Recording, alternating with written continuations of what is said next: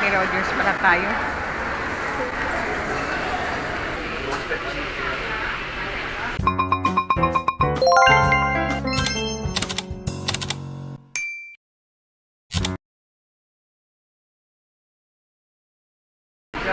Chicken na yun.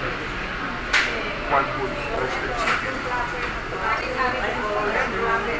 Ayan. Sa palaya, lapesan niya. Sa lalim ba to? Ay, mahaba yan. Yung 2 kilo.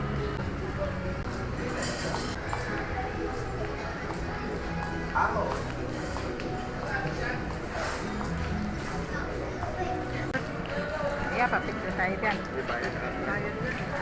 Pagsunod. Oo nga, bukas yung ano eh. Bukas yung box eh.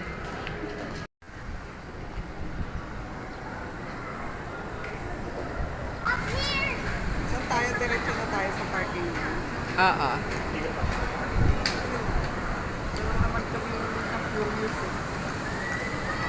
Ang ganda. Nga. Paano mo rin ako pa? Galing ah.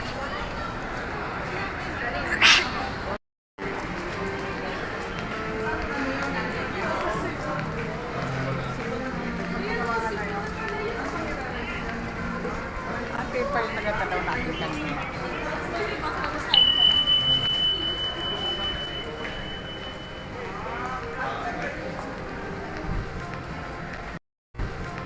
Kahit malinsangan ang panahon, sobrang init ang tingkad ng sikat ng araw. Kapag nakakakita ka ng mga ganito, na parang ilog, kahit di naman siya natural na ilog, eh, nakaka-relax din sa mata. At parang ang lamig na pakaramdam mo, di ba?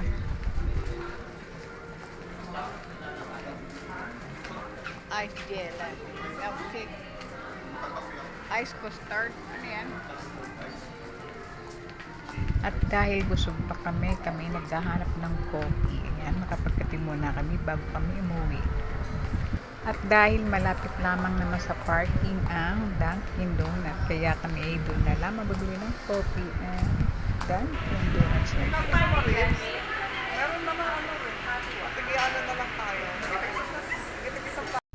So, we are going home na at habang tumatakbo sa sasakyan, kwentuhan lamang at salamat naman at kami ay hindi aabutin ng rush hour. Maaga rin kami makakauwi. Higit pa silang ticket eh. Foreigner lang. Yeah, kala mo punong dates Pero oh. nga dito, grabe naman yung pila ng mga SUV. Dahil maaga kami umalis sa Sirpo, dahil umatid muna kami sa SMA Convention Center sa Franchise Expo. And then, dumiretso kami na Grand Canal dito sa McKinley. At ito po uwi na kami. Salamat. Hindi kami aabutin ng rush hour.